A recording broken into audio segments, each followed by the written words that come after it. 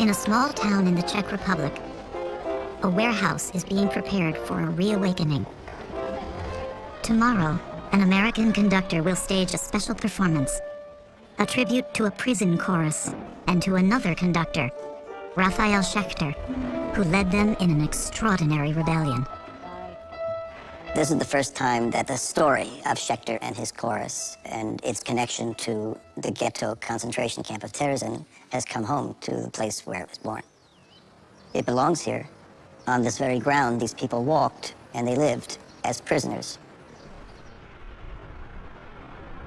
Within these walls, a camp of Jewish prisoners stood eye to eye with their Nazi captors and fought back with music, performing one of the world's most difficult choral works, Giuseppe Verdi's Requiem Mass. For over 10 years, conductor Murray Sidlin has dreamed of bringing his own chorus here. Thank you so much. To reignite their spirit. Ever since I learned what happened here and the extraordinary artistic statement that Schechter and his chorus decided they were going to make, I thought that it would be the right thing to honor not only him, but all those who sang and all those who listened, and to reawaken all these walls with the sounds of the Verdi, which have not been heard here for a long, long time. Thank you. Go ahead now, please. Okay, we need the F now. Here we go.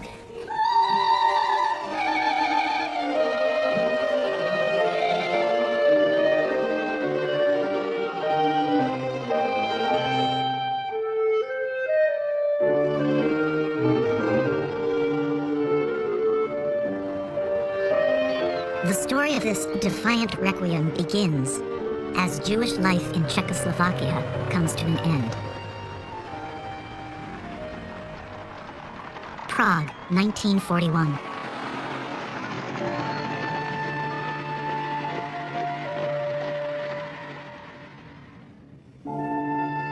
Musician Raphael Schechter is preparing for a journey.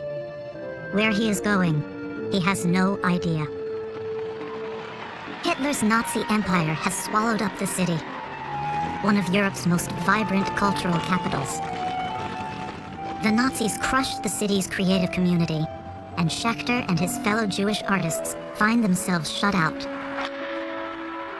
branded as outsiders. It started that we had to wear the star. If you were found without it, you would be punished by being deported. My father was kicked out of his office within days of the German invasion, without pension or any compensation to support his family. And all financial assets were frozen, inaccessible to Jews. At 29 years old, Raphael Schechter has established himself in Prague as a talented pianist and conductor. But under the Nazis, Jews are banned from the arts, ejected from schools, and confined to their homes by an evening curfew. Robbed of his art and his income, Schechter struggles to make a living as a piano teacher. He was my music teacher since I was about 8 years old. Well, he was supposed to teach me to play piano. He couldn't make me a musician, but he introduced me to the world of music.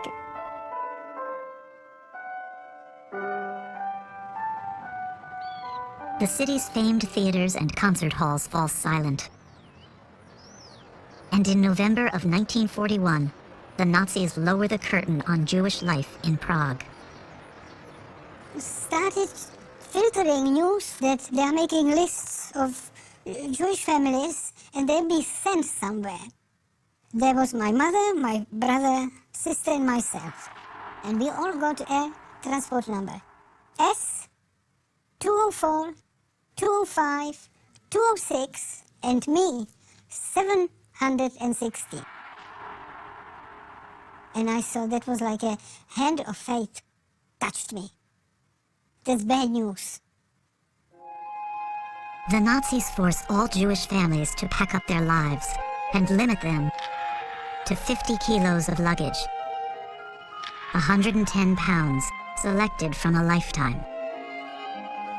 Raphael Schechter takes the things that give his life meaning, the tools of his trade, piano scores, including Giuseppe Verdi's Requiem Mass. At 5 a.m. on a November morning, Schechter and hundreds of Czech Jews board the first train into the unknown. When he came to the station, we have been surrounded by the SS with the rifles, and from that moment, we have been the prisoners. We came to the station, and there were already a lot of people, and old ones, and children crying, and pushed into a train, and off we went. Had no idea where we were going. The train carries them just 40 miles west of Prague, to an old garrison town, transformed into a new Jewish prison camp. Theresienstadt. Terezin. The town is selected by the man charged with rounding up Europe's Jews, Nazi Lieutenant Colonel Adolf Eichmann. With only a half-square mile in area, confined by a high wall, the old fortress would serve as a ready-made holding pen for the Czech Jews. Even the town's 18th century foundation is eerily prophetic, built in the shape of a six-pointed star. Thousands of families are herded into the new Jewish ghetto.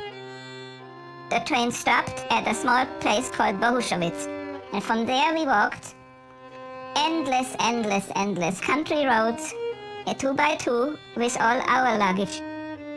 The railroad station was 2 miles away, and that we had to carry the allowed 110 pounds of luggage. And we walked the 2 miles, we entered through one of the gates into the total unknown.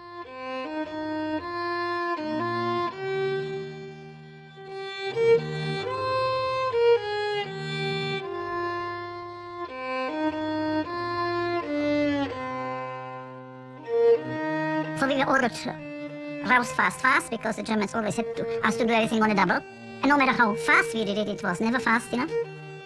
And when we all went through the gates, I knew that life will never be the same.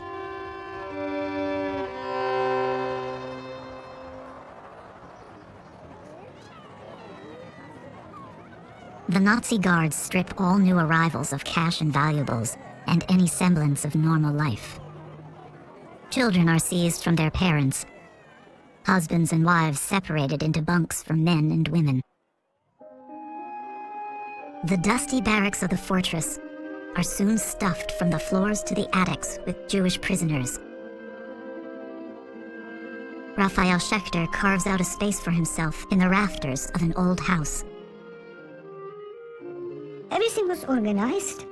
There was organization for every part of life in Terezin, how to build the 3-story bunks. Your living space was measured out exactly 1.6 meters. At first, we lived in a huge hall where there were, I think, about 400 people in one room. My mother was in a different barracks, and so was my sister, so we could not visit them.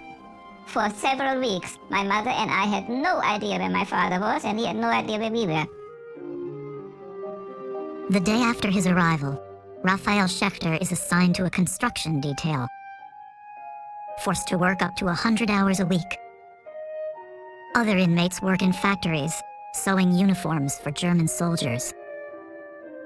Jewish artists are drafted to produce Nazi propaganda. But at night, with hidden supplies, they risk their lives to secretly record the horrors around them.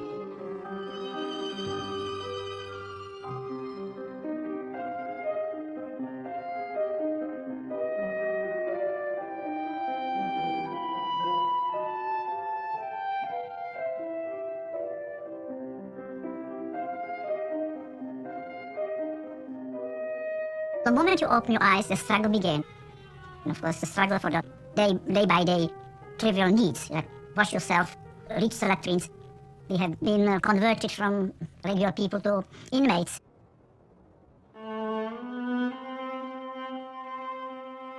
The German slogan at the camp is, "Work will make you free." But refusal to work means a brutal incarceration in the nearby small fortress, where inmates are tortured and executed. For everyone else in Terezin, the constant hunger is a torture all its own. Of course, there was no food. There wasn't more than maybe a cupful like this, and some of it was just some kind of watery beets or whatever, but the food that we swallowed, it was never quite enough.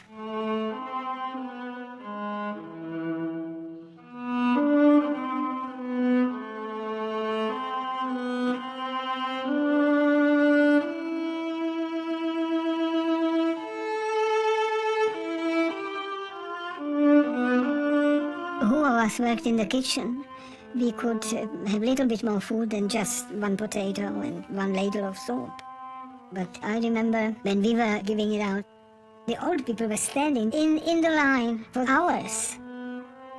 And if it was soup, they came with the little dish and would say, "Please, from the bottom," so that there will be something, a piece of potato maybe, or a string of something.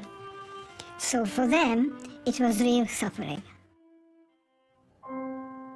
Surrounded by misery, Raphael Schechter realizes what will set them free isn't work, but music. He discovers an old piano in a barracks basement and resolves to take a risk of his own. His first recruit is a 21-year-old camp cook who shares his attic living space, Edgar Krause. So he assessed immediately that a prison mentality may sink in.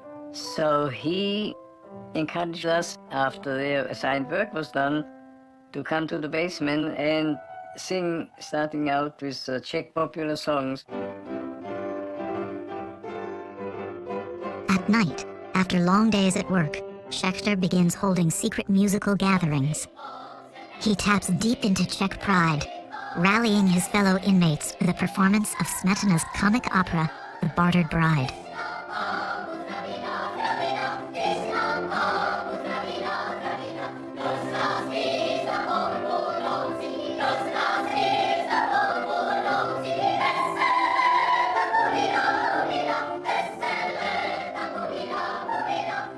You forget where you are, you forget the surrounding. It was like if I was in a concert hall in Prague, and it didn't matter where it was. This hour and a half or so shortened the time we had for brooding about our new lifestyle, and it did more. Next day at work, we already occupied our mind with looking forward to the evening to sing again.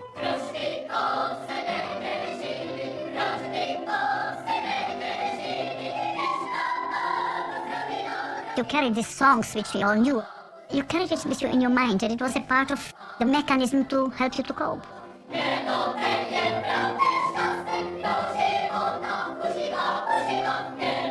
Raphael Schechter has opened a refuge for his fellow inmates with music.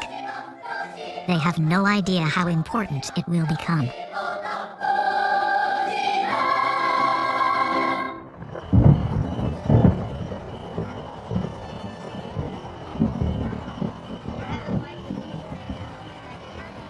Okay, let's get settled, please, so we can begin.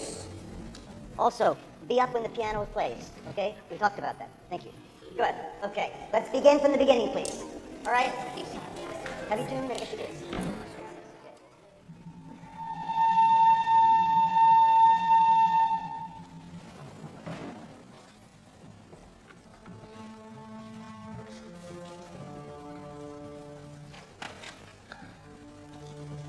Can we have the train whistle a little louder and a little sooner, please?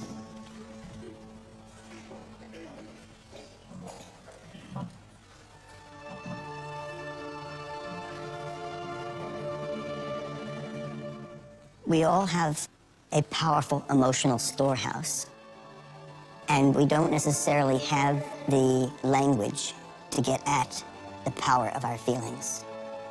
When common language can no longer get even close to what it is we're feeling, that's when art begins.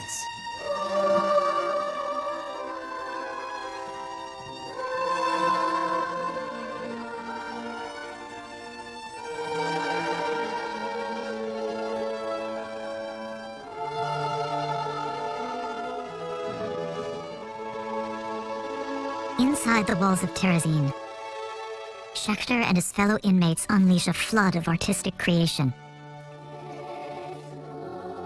Musicians stage concerts of imprisoned Jewish composers Victor Ullmann and Gideon Klein.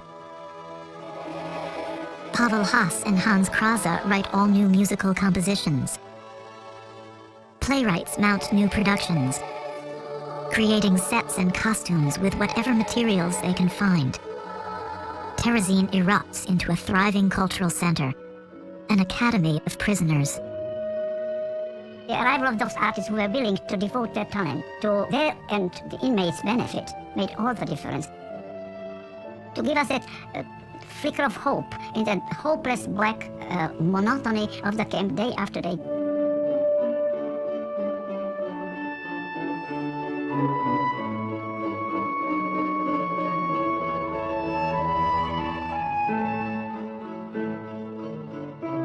All we lived with from the start in Terezin was the notion that in another 2 months the war will be over, they close this gap, and we go home. So in the meantime, of course, there was such a surge of energy for the arts, which is quite normal if people are robbed of freedom. They want to be creative, and they were.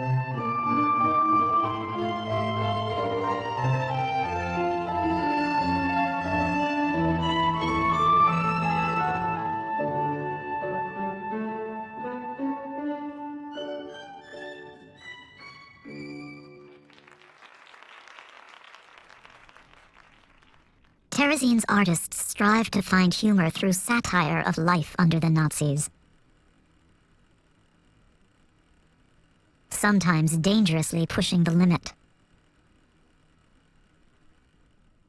One play, The Last Cyclist, mocks the tyranny of the Third Reich, depicting an evil society bent on killing not Jews, but a minority who rides bicycles. Well, there was the Jewish management who always came to the dress rehearsal.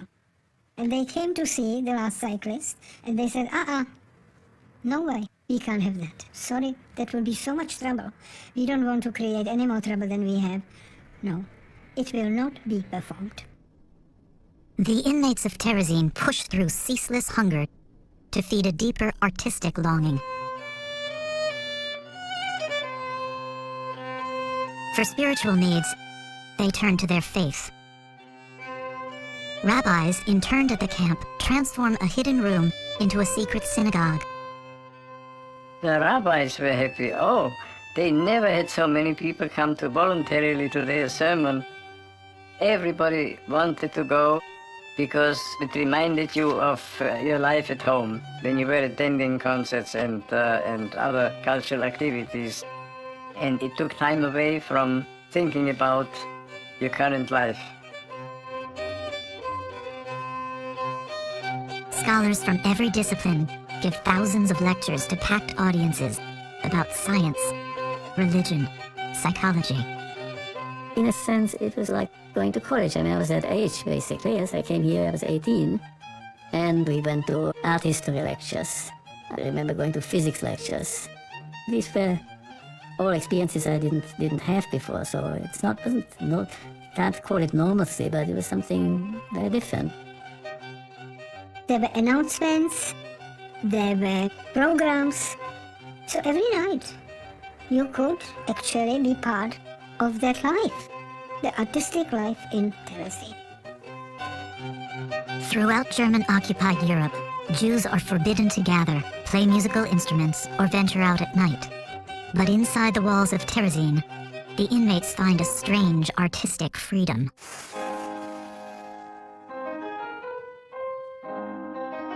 The Germans knew full well that we are destined for death. And the smile will be wiped off our faces, so they thought, let them play music, let them play theater, let them dance, So we were dancing under the gallows.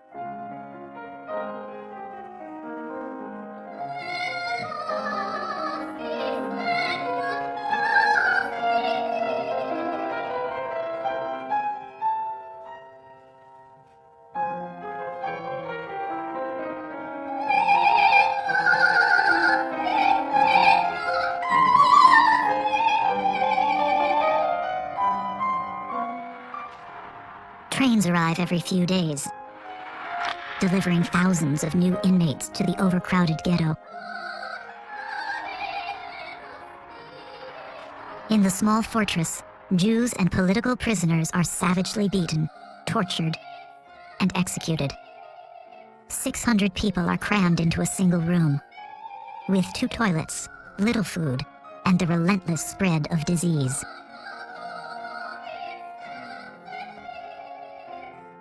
Every other or third day, another 1,000 arrived. They came, whole families. To live in crowded conditions like that is incredibly hard. They were fleas all the time, they were fleas and bed bugs. And we were hungry all the time, of course, there was never enough food.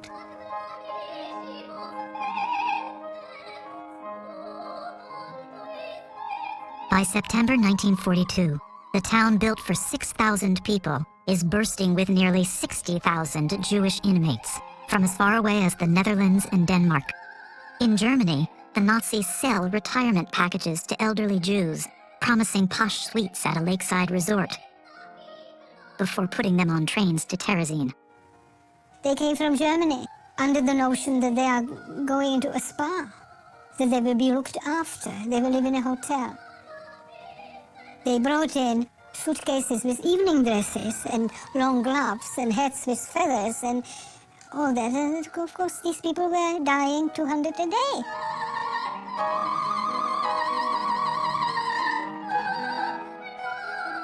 Typhus ravages the crowded ghetto. In a single year, nearly half the population will die. Bodies pile up in such numbers, the Nazis order the prisoners to build a crematorium, where against Jewish religious law, they're forced to incinerate their dead.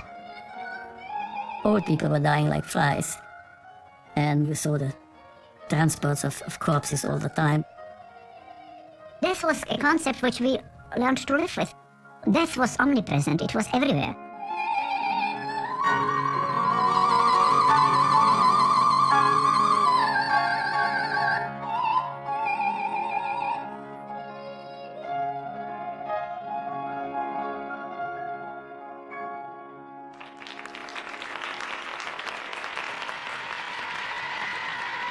September 1942. Hitler's final solution is killing Jews by the millions. Across Eastern Europe, whole towns are herded into fields and massacred with machine guns. In German-occupied Poland, the extermination camp Birkenau can hardly keep up. They begin construction on 2 more gas chambers and 46 additional ovens. The inmates of Terezin have no idea of the horrors outside their town's walls. But in January 1943, a new fear grips the ghetto: transports to the east. That was like a Damocles sword hanging over us. That was the only fear. Transport to the east was the word. Nobody knew where to and when. And nobody knew when his turn will come. The strange thing is that we did not know where the transports went. The word Auschwitz, we didn't know, we didn't hear. That was unknown. In a sadistic twist, choosing whose names are on the list is delegated by the Nazis to the camp's Jewish leaders, the Council of Elders. It was a lousy responsibility for the officials at the Jewish community that they had to pick people they didn't know, just put together 1,000 people and ship them out. They probably must have known where these transports went. But it was their life on the line. And it never filtered through. Never. Before long, so many trains are leaving Terezin.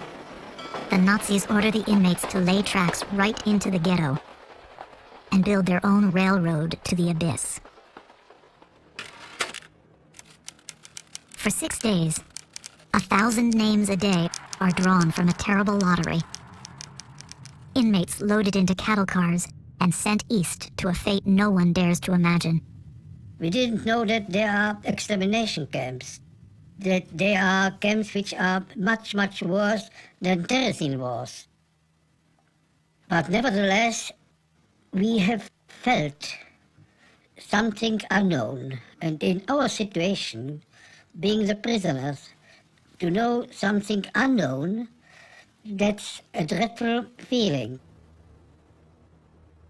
As fear falls over the ghetto, Raphael Schechter turns to one of his few possessions from Prague, the score to Giuseppe Verdi's Requiem Mass.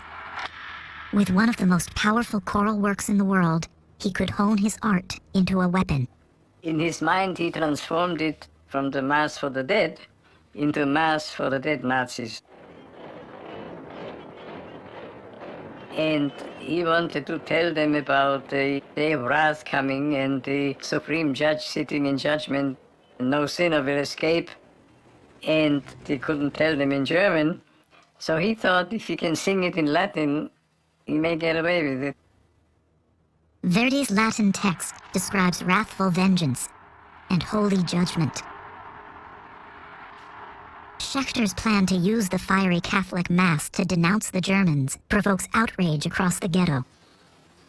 The Council of Jewish Elders started to get vibrations from rabbis and Zionists. Are you kidding? Doing Verdi Requiem, a big Catholic work like that? You've got to be kidding.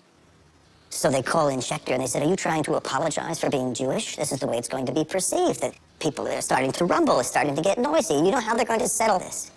First thing, they'll shoot you. They'll deport the whole chorus, and then they'll stop. They'll stop all the nighttime activity, and it'll all be your fault. A storm he created in the ghetto. Everybody was really opposed to it because as a Jewish singers in a Jewish ghetto, why would you pick a Catholic Mass when there are works by Handel on Jewish themes that cannot be played anywhere in occupied Europe? This is the place, the only place.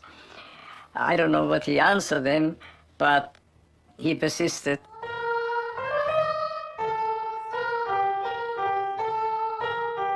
By the time we were allowed to enter the special group of the people who were chosen for the Verdi Requiem, we had nothing but gratitude for Rafi in our hearts. We aimed to please him.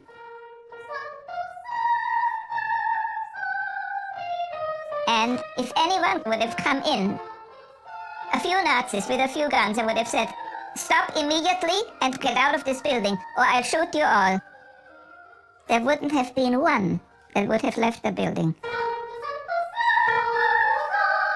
In the basement of a concentration camp barracks, Raphael Schechter begins the mission of his life. Piecing together one of the world's most demanding compositions with an amateur chorus of prisoners, learning each note in Latin by rote. I had never in my life heard a requiem. I did not have any idea about the gorgeous, gorgeous, beautiful music. I also didn't know more than 2 Latin words, and Rafi made very sure that he would exactly translate into Czech the meaning of the words. And Rafi told us the most important thing is how you feel when you sing this.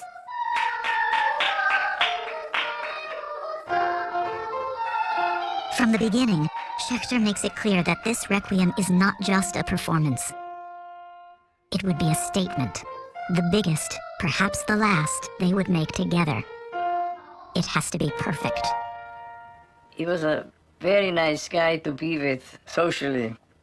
But when it came to rehearsals, he was merciless. You couldn't move, you couldn't turn your head, you couldn't do anything except have your eyes directed into his eyes.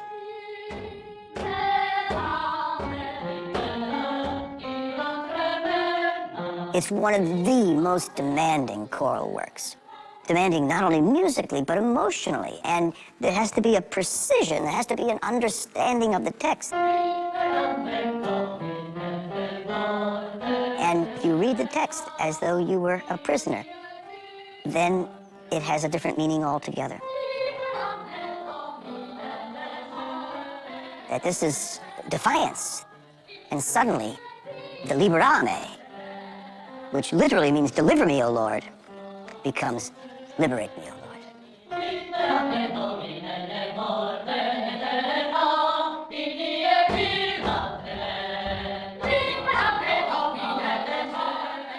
The liberame was liberate us from here.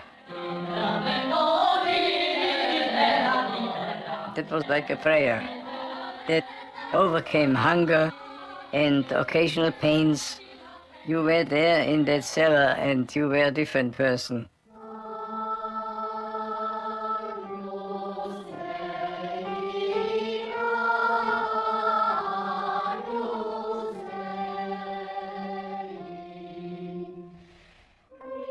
I'm not so sure whether I was hard of hearing, but I think that my stomach stopped growling when I was singing. I think when you are more a soul than a person, I don't think the soul has to be nourished by anything but by heavenly music. The soul doesn't need anything else.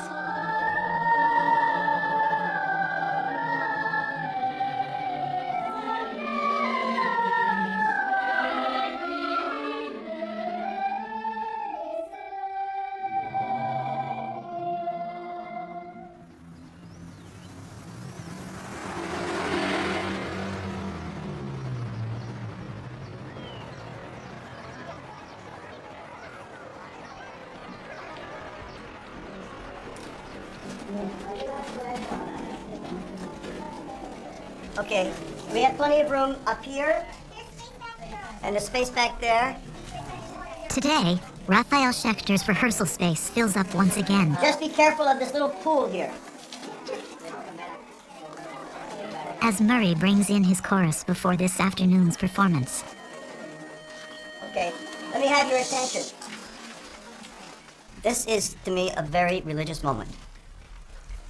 After many, many hours per day of slave labor, these people were compelled to come to this cold, dank, airless place and rehearse the Verdi Requiem. But one of the most important things we can do is to, once again, sing this music to these walls, which heard it and absorbed it years ago and have not heard it since. All of this is to say to not only the survivors, but those who didn't survive, that they have been heard. And we so honor them. So let's see if we can sing through this now. Give us the B flat again, please.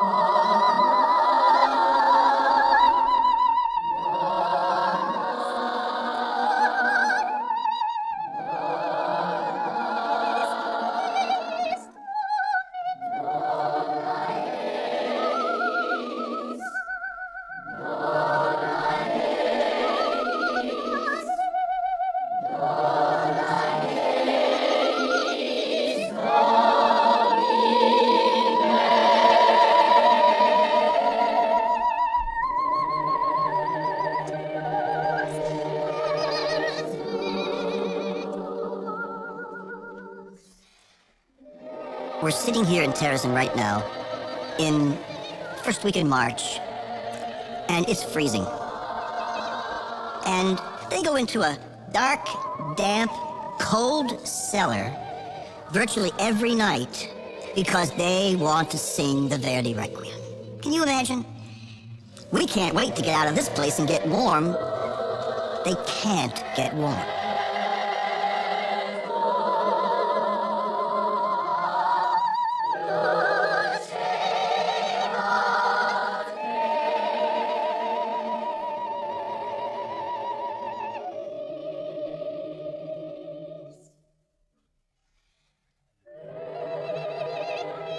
Rafi said, "We will sing this in memory and gratitude to Verdi.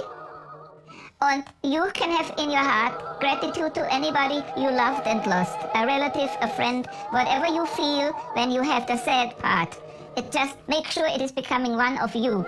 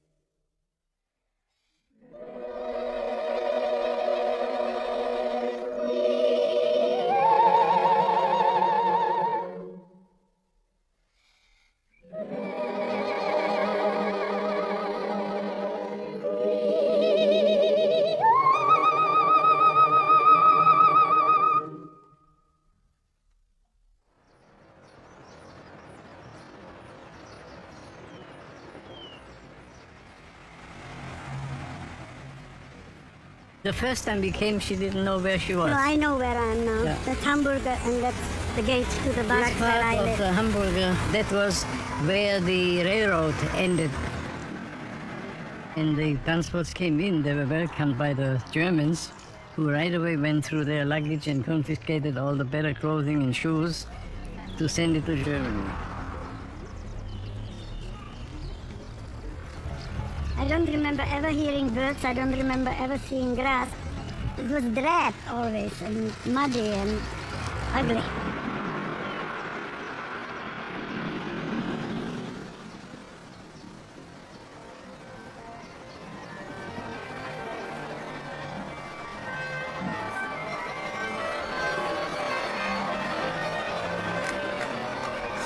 .646. Who has the trumpet solo? 646. Yeah, I didn't hear. Play, please. There.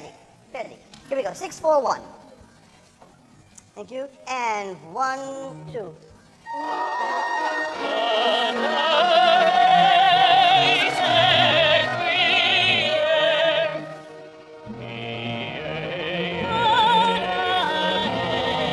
Tenors, gently.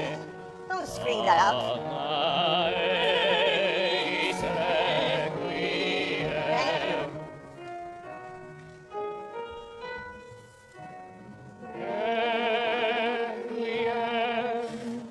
Well, my youngest son, who's named after Rafi, came to me and said, "We want to honor our father and Rafi Schechter by singing in Terezin." And he told his brother, and he wanted it as a surprise for their father. And I said, "Well, find out if you can before we do anything." So he called up Maurice Sidlin and talked it over with him, and then when he found out they can, he said, "We are going to do it." They originally wanted to keep it a secret and surprise me. And they told my wife, and she all the time worries about me. I don't know why.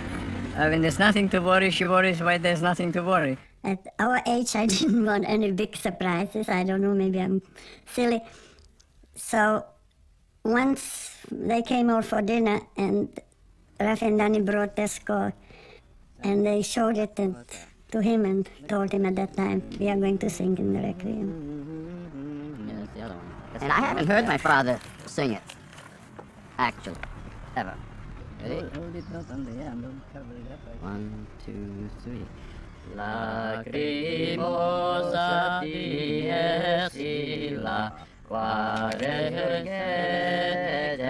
favila, judicat,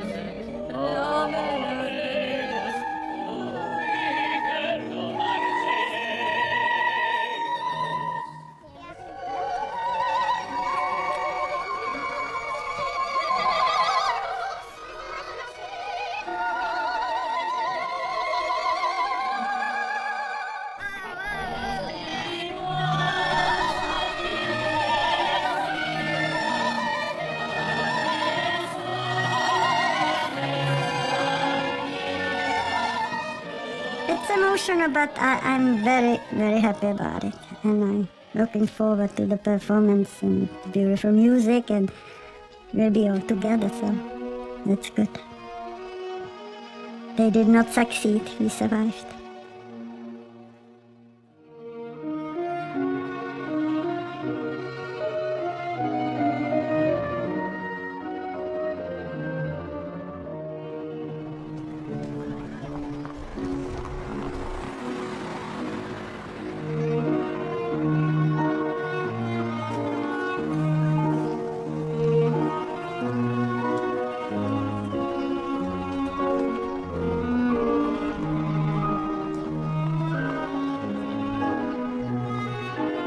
By September 1943, Schechter's chorus hasn't quite mastered the Requiem.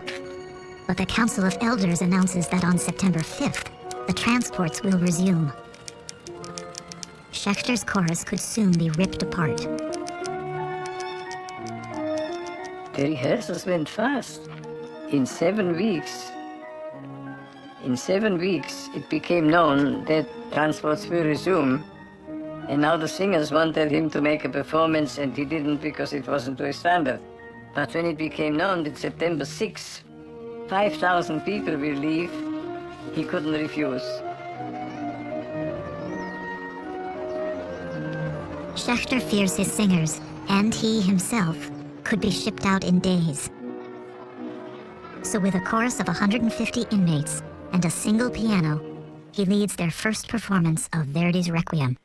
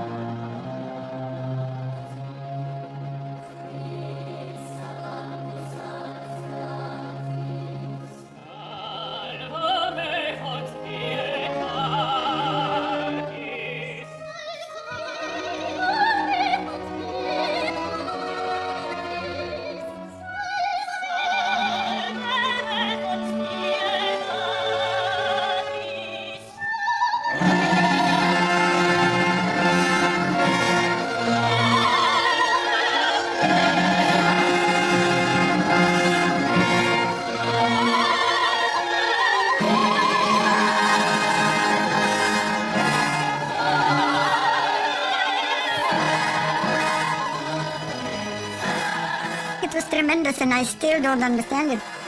There was only a piano, but for me it was like if the whole orchestra played. And it made us feel human. These 2 hours, you were taken back into the beautiful world which was once your own.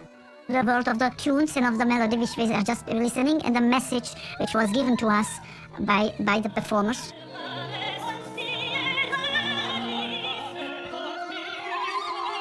These were hours of pure joy, as much as you can call joy in camp.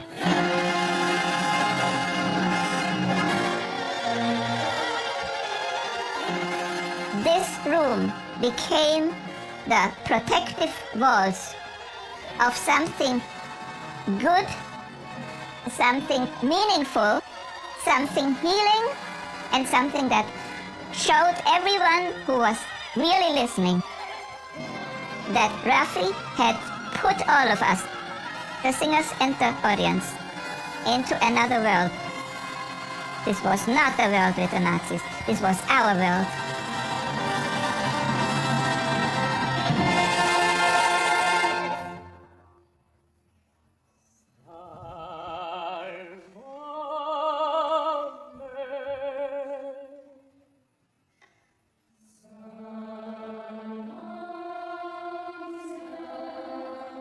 The first performance is a revelation.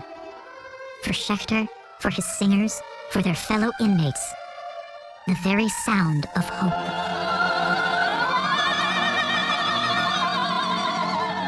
They were stunned, totally stunned. They could not believe what Rafi had done with these people, us, standing there without a scrap of paper, without anything but the entire words and music committed to memory. For many in the chorus and the audience, Verdi's Requiem is the last music they will hear. The next morning, 5,000 inmates are loaded onto the transports. Raphael Schechter sees more than half of his chorus carried away in cattle cars. It was a special transport. In September 1943, 5,000 Terezin Jews to Auschwitz. We did not know, thank God, at least I didn't, about Auschwitz. It was called resettlement, and none of us had any idea about gas chambers. We just figured it's not very good here, but at least we know how bad it is. If we go somewhere else, maybe there's more food, maybe it's better, but I'm not going to volunteer for anything. Over the next 6 months, Schechter recruits new singers and rebuilds his chorus. They'll perform the Requiem for their fellow inmates 15 times, continually reinforcing their numbers and their spirits, as fellow singers are torn away by the transports. Whether they were members of the chorus or whether these were people who lived in your room in the barracks, you were sorry for them to have to go and for you to lose another friend. But everybody lived with that concern. That was worse than the hunger and anything else. The writing on the wall wasn't pretty, because transports were leaving to the east. By that time, there was an escapee from Auschwitz, Siegfried Lederer, who came to Theresienstadt, was hiding in the basement there, and he said it is guaranteed death. So if those who ever doubted what's in this east, had it from first-hand witness. Outside Terezin, the Nazi killing machine now operates 6 death camps, a ruthlessly efficient system intent on erasing the Jewish people.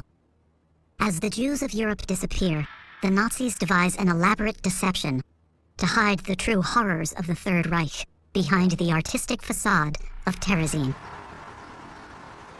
Spring 1944. After 2 years of living as prisoners, the inmates of Terezin receive orders to give their camp a makeover. Walls and sidewalks are scrubbed, gardens planted, and fake storefronts filled with goods from the inmates' own luggage. My mother was supposed to make signs with oil paint that had an arrow, and it says, "To the library, to the coffee house, to the playground." She had no idea where this will go. That was used in Terezin for the commission to see that we had a coffee house, we had a bank, we had a playground, we had everything. The Nazis complete the beautification by thinning out the crowds. Nearly 8,000 people, the elderly, the sick, anyone who doesn't look the part, are shipped to die at Auschwitz. On June 23rd, the Nazis bring a delegation from the International Red Cross for a visit to what the Germans call a self-governed Jewish city. The inspection is commissioned by Nazi Lieutenant Colonel Adolf Eichmann and choreographed down to the last detail. Nothing was not planned. Not a corner was omitted to make it convincing. They picked out the inmates who knew how to play soccer. So they play soccer, and when the commission passed by, a goal was scored.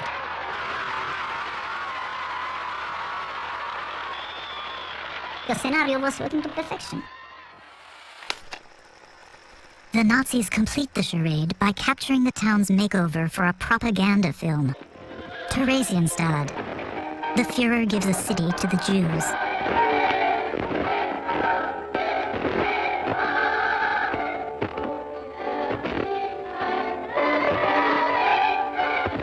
They force a Jewish inmate, a well-known actor named Kurt Geron, to direct the film. The objective? To present a warped vision to the world of Terezin as a Jewish fantasy village.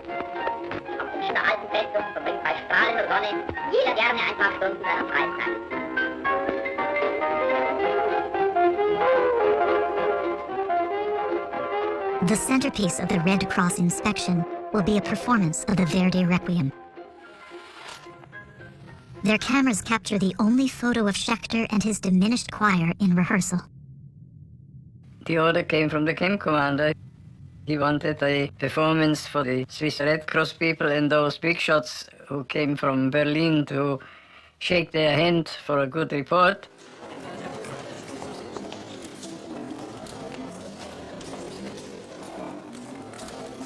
The transports have cut Schechter's chorus down to 60 people, less than half its former size. But they now have the opportunity Schechter has dreamed of. To risk everything and confront the Nazis face to face. And sing to them what they dare not say. He had a great dilemma, Schechter. He was a stickler for perfection. He didn't like the composition of the chorus. But it was a tremendous challenge to have the Germans right there in front of him and tell them to their face.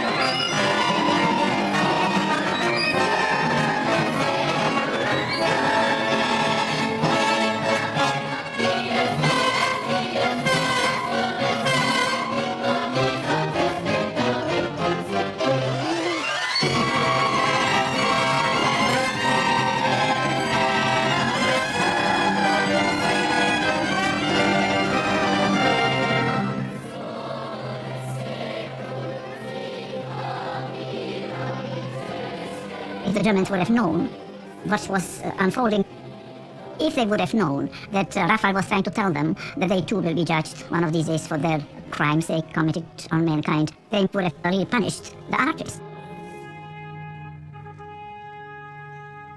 Without Rafi, it wouldn't have happened. And we proved beyond the shadow of any doubt that yes, they have our bodies. Yes, we have no more names, we have numbers, but they don't have our soul, our mind, our being, our what we are cannot be taken away. Also, it won't be taken away at the moment we are shot.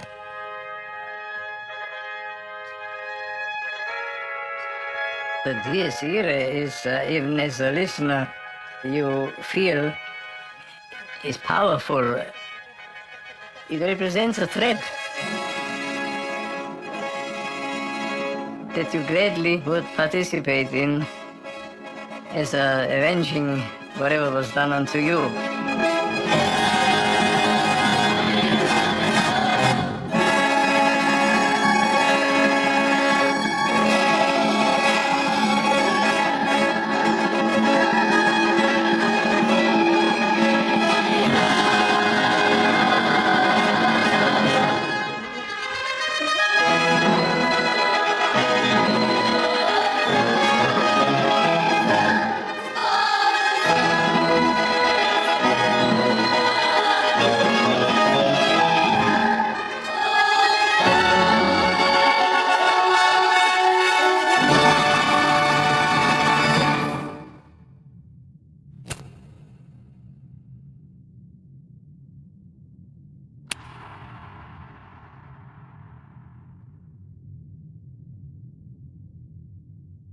There was no applause, but I'm sure the Swiss people were impressed.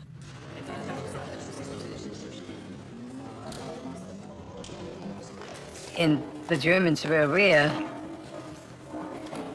that we were singing our own requiem, because they knew what they had in mind for us, whereas we did not. Raphael Schechter and his 60 singers have delivered their message in the face of their captors. Now they cling to the possibility that the Red Cross will hear it. We all have one very deep hope, that some of the people, the Red Cross representatives, will ask a probing question. Because it was a beautifully quaint little town what they showed them.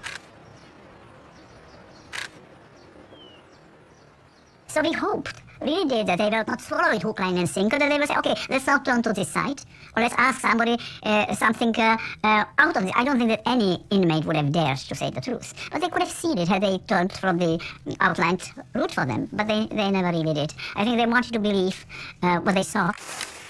I thought that with what we were singing, that we could say, let me get through, I want to show them something.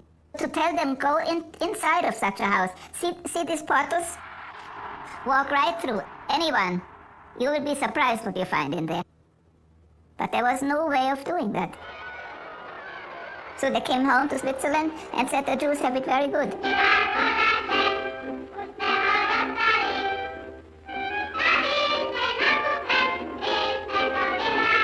They play funny operas and children's operas. And the children play on beautiful swings and rocking horses. And in the afternoon, they have an afternoon nap in the grass. And when they wake up, they each get bread and butter. These are children who had never seen butter, except that day.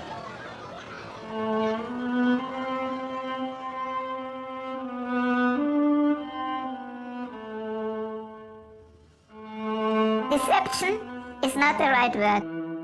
There must be worse words for that.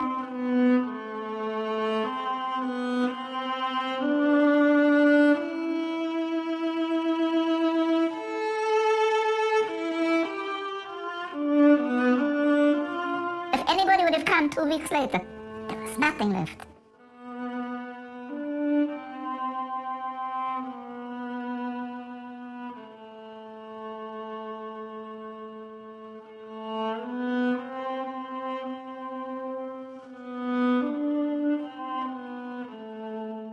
Even the children's home was empty.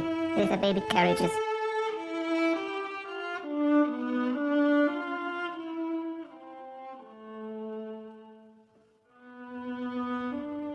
Small children, aged 3 to 6 or 8. It was empty. There was no child left.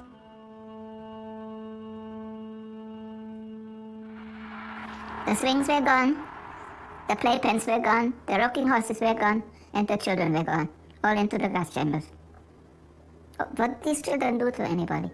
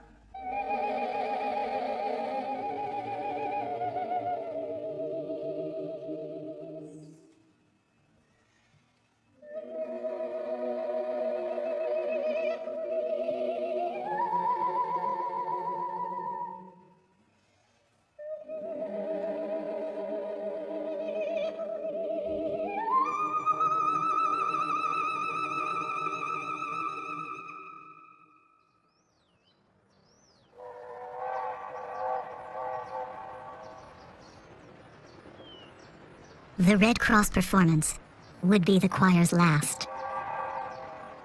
Not long after the delegation leaves Terezin, the transports to the east resume. After the visit of the International Red Cross, every able-bodied person was deported. 19,000 in 5 weeks. And I knew that my time would come very soon.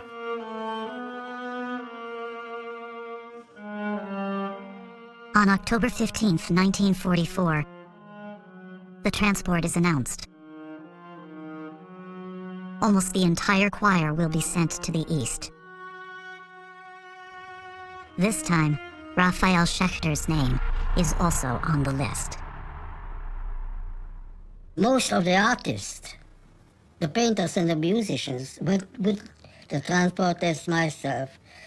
So why it was so combined together, nobody knows. I think that they wished to have the people which had been important in Terezin to be out of Terezin and to be killed.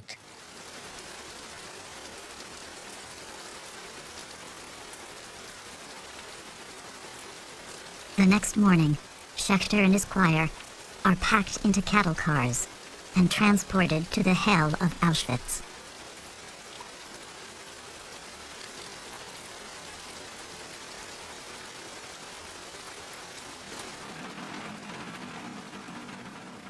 And so we were pushed into the cattle trucks, and it was completely full. You could hardly breathe. And people didn't move, they didn't talk very much. Everybody was thinking, where are we going? What's ahead of us? So here is Raphael Schechter with a tin of sardines, and he says to me, Zdenko, here is my dish, here is the bread, and here are the sardines, and that will be my last supper. As though he knew. Upon arrival at Auschwitz, most of the chorus and musicians are sent directly to their deaths. And with them, an era of art and culture we will never know. I really feel strongly this was to be the next generation of the great Czech composers, all wiped out on October 17th, 1944. In one day, in one moment, in a gas chamber in Auschwitz, that next generation of Czech composers, gone. We went to Auschwitz with a transport of 1,500 men. And on the ramp of Auschwitz to Birkenau, which was the extermination camp, I have seen Raphael Schechter the last time.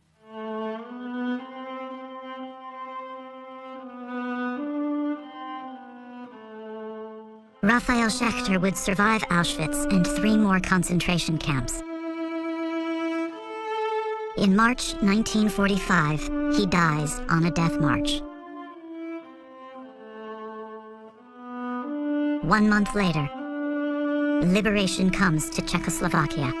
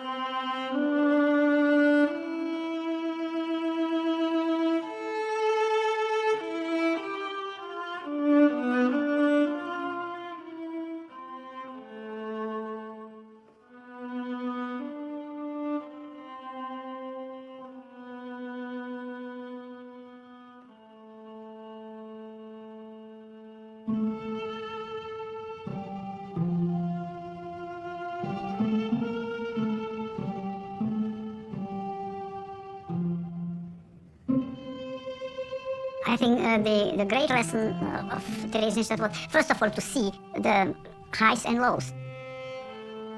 The worst in man and the best. In music, in acting, in conducting, in composing, if I ever lived in a most cultured and cultural surrounding, it was in Terezin. Amongst these people.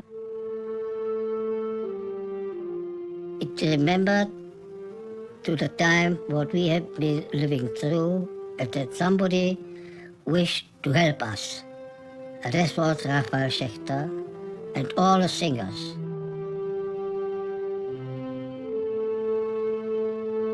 Raphael Schechter had influence, beneficial influence, on thousands of people who have to thank him for giving them a bearable memory of Terezin.